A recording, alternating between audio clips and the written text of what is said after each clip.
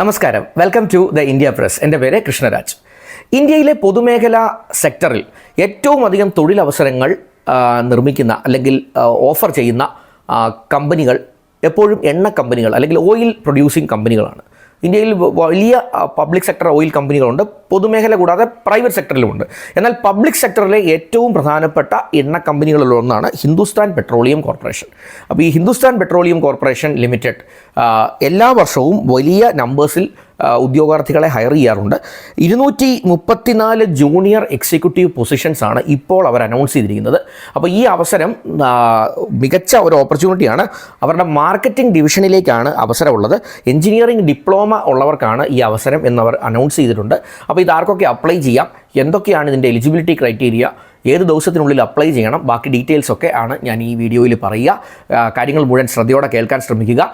Once again welcome back to this channel.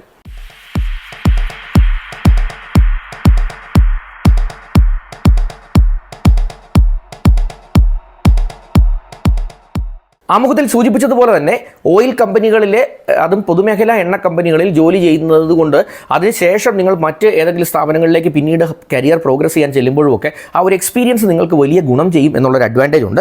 അതുകൂടാതെ നല്ല ശമ്പള സ്കെയിലൊക്കെ അവർ ഓഫർ ചെയ്യുന്നുണ്ട്, അല്ലെങ്കിൽ ശമ്പളത്തിൻ്റെ ഗ്രോത്ത് സ്കെയിൽ അവർ വലുതായിട്ട് ഓഫർ ചെയ്യുന്നുണ്ട്. അപ്പോൾ ആ ഡീറ്റെയിൽസും ഒക്കെ നമുക്ക് ഒന്ന് മനസ്സിലാക്കാം. ഈ ഓപ്പർച്യൂണിറ്റി എന്താണ്, ഈ മാർക്കറ്റിംഗ് ഡിവിഷനിലേക്കുള്ള ഈ ജൂനിയർ എക്സിക്യൂട്ടീവ് എന്ന് പറയുന്ന പൊസിഷൻ എന്തൊക്കെ കാര്യങ്ങൾ നമ്മൾ ശ്രദ്ധിക്കണമെന്നൊന്ന് മനസ്സിലാക്കാം.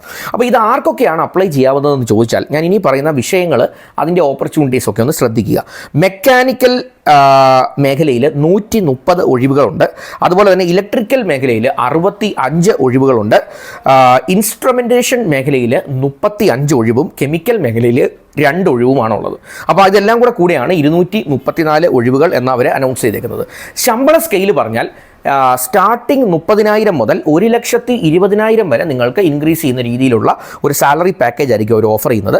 അപ്പോൾ ഇതിൻ്റെ എലിജിബിലിറ്റി യഥാർത്ഥത്തിൽ മെക്കാനിക്കൽ അല്ലെങ്കിൽ electrical, instrumentation and control, instrumentation and electronics, chemical engineering ഉള്ള 3 ഇയർ ഫുൾ ടൈം ഡിപ്ലോമ, ഇത്തരം കാര്യങ്ങൾ ഇതിലേതെങ്കിലും ഒന്ന് ഉണ്ടെങ്കിൽ നിങ്ങൾക്ക് ഇത് ഒരു യോഗ്യതയായിട്ട് അവർ കണക്കാക്കും. പിന്നെ ഇതിൻ്റെ സാധാരണ രീതിയിൽ പറഞ്ഞതുപോലെ നോർമലി എല്ലാ ആപ്ലിക്കേഷനിലും പറയുന്നത് പോലെ ഈ റിസർവേഷൻ കാറ്റഗറിക്ക് ഇതിനകത്ത് പെർസെൻറ്റേജിലൊക്കെ ചെറിയ വേരിയേഷനൊക്കെ അവർക്ക് ഉണ്ടാകുന്നുണ്ട്. അതായത് SC ST ഡിഫറൻ്റ്ലി ഏബിൾഡ് അവർക്ക് 50% മാർക്കോട് കൂടിയുള്ള ഒരു ഡിഗ്രി ആയിരിക്കും വേണ്ടത്. അത് മറ്റുള്ളവർക്ക് ആണെങ്കിൽ 60%, അതായത് ജനറൽ കാറ്റഗറിക്ക് 60% മാർക്കോട് കൂടിയുള്ള ഒരു ഡിഗ്രി ആണ് വേണ്ടത്. ഇനി ഇതിനകത്ത് ഏറ്റവും വലിയ അഡ്വാൻറ്റേജ് ഇത് ഫ്രഷേഴ്സിന് അപ്ലൈ ചെയ്യാം എന്നുള്ളതാണ്. അതായത് മെക്കാനിക്കലിലോ ഇലക്ട്രിക്കലിലോ ഇൻസ്ട്രുമെൻറ്റേഷനിലോ നേരത്തെ പറഞ്ഞ എല്ലാ വിഷയങ്ങളിലും നിങ്ങളൊരു ഡിപ്ലോമ കഴിഞ്ഞ ആളാണ് എങ്കിൽ നിങ്ങൾക്ക് ഈ 3 ഇയർ ഡിപ്ലോമ കഴിഞ്ഞ ഒരാളാണ് എങ്കിൽ എക്സ്പീരിയൻസ് ചോദിക്കാറുണ്ട് പല കമ്പനികളും. ഇവർക്കത് പ്രശ്നമല്ല. എക്സ്പീരിയൻസ് ഇല്ലാത്തവർക്കും ഫ്രഷേഴ്സായിട്ട് പാസ് ഔട്ട് ആയവർക്കും അപ്ലൈ ചെയ്യാം. അതൊരു വലിയ അഡ്വാൻറ്റേജ് ആയിട്ട് മനസ്സിലാക്കാം. 18-നും 25-നും ഇടയ്ക്ക് പ്രായമുള്ളവർക്കാണ് അപ്ലൈ ചെയ്യാൻ പറ്റുക. നേരത്തെ ഞാൻ സൂചിപ്പിച്ചതുപോലെ തന്നെ പ്രിവിലേജ്ഡ് വിഭാഗങ്ങൾ അല്ലെങ്കിൽ scheduled caste, scheduled tribe, OBC ബാക്കിയുള്ള സംവരണ വിഭാഗങ്ങളിലുള്ളവർക്ക് അതിൻ്റേതായ സർക്കാർ അനുവദിച്ചിട്ടുള്ള റിലാക്സേഷൻ ഏജിൻ്റെ കാര്യത്തിലും ലഭിക്കും. 18-നും 25-മാണ്. അല്ല എങ്കിൽ ഒരു ജനറൽ കാറ്റഗറിയിലുള്ള ആളെ സംബന്ധിച്ച് ഏജ് ലിമിറ്റ് എന്ന് ഓർക്കുക. 25 ക്രോസ് ചെയ്തവർക്ക് പറ്റില്ല. ഇനി ഇതിൻ്റെ സെലക്ഷൻ എങ്ങനെയാണ് എന്ന് ചോദിച്ചാൽ ഒരു കമ്പ്യൂട്ടർ ബേസ്ഡ് ടെസ്റ്റ് ഉണ്ടായിരിക്കും, ഒരു ഗ്രൂപ്പ് ഡിസ്കഷൻ ഉണ്ടായിരിക്കും, അതുകൂടാതെ ഒരു പ്രാക്ടിക്കൽ ഒരു ടെസ്റ്റും ഉണ്ടായിരിക്കും. അപ്പോൾ ഇതിനെല്ലാം കൂടെ ബേസ് ചെയ്തായിരിക്കും സെലക്ഷൻ നടക്കുക. ഒരു കാര്യം പ്രത്യേകം ശ്രദ്ധിക്കേണ്ടത്, നോർമലി ആപ്റ്റിറ്റ്യൂഡ് ടെസ്റ്റിന് ഉള്ള കുറേ കാര്യങ്ങളുണ്ട്. അതൊക്കെ നിങ്ങൾ ഇതിനു വേണ്ടി ഒന്ന് ശ്രദ്ധിച്ചോളുക. അതായത് ഇംഗ്ലീഷ് ലാംഗ്വേജ് ഉണ്ട്, ക്വാണ്ടിറ്റേറ്റീവ് ആപ്റ്റിറ്റ്യൂഡ് ഉണ്ട്, റീസണിംഗ് ഉണ്ട്, ലോജിക് ഉണ്ട്, ഡേറ്റ ഇൻ്റർപ്രിട്ടേഷൻ പോലുള്ള വിഷയങ്ങളെല്ലാം ഒന്ന് നോക്കി വെച്ച് വേണം ഈ എക്സാമിന് നിങ്ങൾ ഒന്ന് അപ്പിയർ ചെയ്യാൻ വേണ്ടി എന്നുള്ള കാര്യങ്ങൾ പ്രത്യേകം ഓർക്കുക. മറ്റൊരു കാര്യമുള്ളത്, ഹിന്ദുസ്ഥാൻ പെട്രോളിയത്തിൻ്റെ ഇന്ത്യയിലുള്ള ഏത് ഡിവിഷനിലും അല്ലെങ്കിൽ ഏത് ഫെസിലിറ്റിയിലും നിങ്ങൾക്ക് അപ്പോയിൻമെൻറ്റ് ലഭിക്കാം. അതുകൊണ്ട് നമുക്കൊരു ചോയ്സ് ഒന്നുമില്ല, ഇന്ന സ്ഥലത്തായിരിക്കും അപ്പോയിൻമെൻറ്റ് എന്നൊരു ചോയ്സ് ഒന്നും നമുക്കില്ല എന്നുള്ള കാര്യം ആദ്യമേ ഓർക്കുക. അവർക്ക് ഏത് ഫെസിലിറ്റിയിലേക്കാണോ നിങ്ങളെ അപ്പോയിൻറ്റ് ചെയ്യാൻ ആഗ്രഹിക്കുന്നത് അങ്ങോട്ടേക്ക് അവരെ അപ്പോയിൻറ്റ് ചെയ്യാനുള്ള ഒരു എലിജിബിലിറ്റി അല്ലെങ്കിൽ അതിനുള്ള ഒരു റൈറ്റ് അവർക്കുണ്ടായിരിക്കുന്നതാണ്. ഹിന്ദുസ്ഥാൻ പെട്രോളിയത്തിൻ്റെ ഒഫീഷ്യൽ വെബ്സൈറ്റിൽ ആണ് അപ്ലൈ ചെയ്യേണ്ടത്. ഞാൻ ആ ലിങ്ക് ഡിസ്ക്രിപ്ഷനിൽ ഇടാം.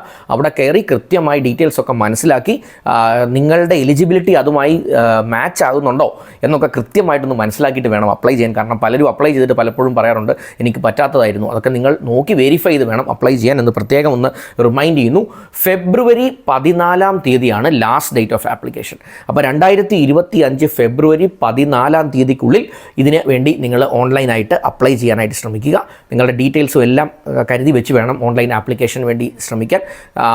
ആപ്ലിക്കേഷൻ ഫീ ഒക്കെ അടയ്ക്കുമ്പോഴൊക്കെ ഈ കാര്യങ്ങളെല്ലാം ശ്രദ്ധിച്ച് ഒക്കെ ഒന്ന് ചെയ്യാനായിട്ട് ശ്രമിക്കുക. ആദ്യമായിട്ടാണ് നിങ്ങൾ എൻ്റെ ഒരു വീഡിയോ ഈ ചാനലിലൂടെ കാണുന്നത് എങ്കിൽ ദയവായി സബ്സ്ക്രിപ്ഷൻ ബട്ടണൊക്കെ ഹിറ്റ് ചെയ്ത് ചാനലിനെ ഒന്ന് സപ്പോർട്ട് ചെയ്യാൻ ശ്രമിക്കുക. എല്ലാ ദിവസവും തൊഴിൽ അവസരങ്ങളുമായി ബന്ധപ്പെട്ട് എഡ്യൂക്കേഷണൽ അപ്ഗ്രേഡുമൊക്കെയായി ബന്ധപ്പെട്ട് വീഡിയോസ് ഞാൻ ചെയ്യാറുണ്ട്. അതൊക്കെ നേരിട്ട് നിങ്ങളിലേക്ക് എത്തും. നിങ്ങളുടെ സുഹൃത്തുക്കൾക്ക്, നിങ്ങളുടെ പരിചയത്തിലുള്ളവർക്കൊക്കെ ഈ കാറ്റഗറിയിലുള്ളവരാണ്, അവർക്കൊരു പക്ഷേ ഇത് ഉപകാരപ്പെട്ടേക്കാമെന്നൊരു തോന്നലുണ്ടെങ്കിൽ ഒട്ടും താമസിക്കേണ്ട ഈ വീഡിയോ അവർക്ക് ഷെയർ ചെയ്ത് കൊടുക്കാൻ ശ്രമിക്കുക. എന്തെങ്കിലും ഡൗട്ട്സോ ക്ലാരിഫിക്കേഷനോ ഉണ്ടെങ്കിൽ ഒരു കമൻറ്റ് സെക്ഷനിൽ ഒരു കമൻറ്റ് ഇടുക. ഒന്ന് ലൈക്കൊക്കെ ചെയ്ത് വീഡിയോ ഒന്ന് സപ്പോർട്ട് ചെയ്യാൻ ശ്രമിക്കുക. Once again thanks for watching and wish you all the best.